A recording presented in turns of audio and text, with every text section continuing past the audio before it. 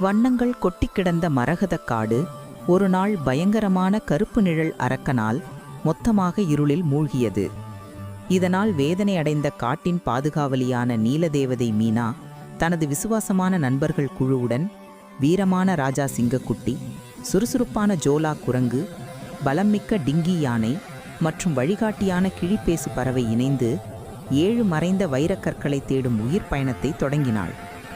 தங்கள் துணிச்சல், ஞானம் மற்றும் தூய மனதை மட்டுமே நம்பி மீனா குழுவினர் முதலில் சூரிய மலைக்குச் சென்று மகாகழுகு ரவிவர்மாவிடமிருந்து முதல் கல்லை அடைந்தனர்.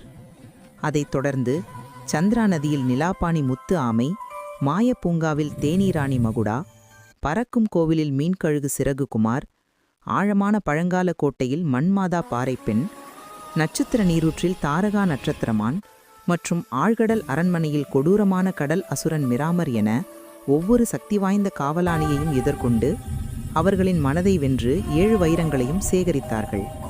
இறுதியில் மரகதக் காட்டில் கூடி மீனா தனது நண்பர்களுடன் சேர்ந்து 7 வைரங்களையும் ஒரே புண்ணியில் இணைத்து அவற்றின் கூட்டுச் சக்தியான ஒரு பிரம்மாண்டமான நீல ஒளியை கருப்பு நிழல் அரக்கனை நோக்கி பாய்ச்சினாள். அந்த மாபெரும் ஒளி இருட்டு அரக்கனை அழித்து மரகதக் காட்டிற்கு அதன் பழைய வண்ணங்களையும்